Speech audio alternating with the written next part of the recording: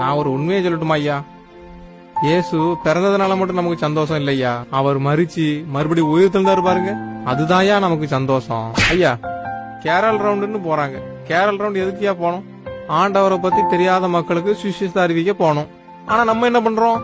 தெரிஞ்ச வீட்டுக்கே போயிட்டு டீயும் காப்பியும் குடிச்சு விட்டு காணிக்கையும் வாங்கிட்டு நம்ம பாட்டுக்கு வந்துடுறோம். இதுவாயா சுவிசேஷம்?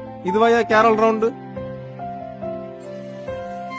டிசம்பர் 25 மட்டும் கிறிஸ்துமஸ் இல்லையா? ஒரு கிறிஸ்தவனுக்கு தினமும் கிறிஸ்துமஸ் தான்யா. கிறிஸ்துமஸ் தாத்தாவை ஹீரோ ஆக்கிட்டோம், கிறிஸ்துவ ஜீரோ ஆக்கிட்டோம். ஐயா, ரோமர் 14:17 குடிப்பும் புசிப்பும் மட்டும் இல்லையா கிறிஸ்துமஸ், மனம் திரும்புதலும் பரிசுத்தம் தான் அங்க வேணும்.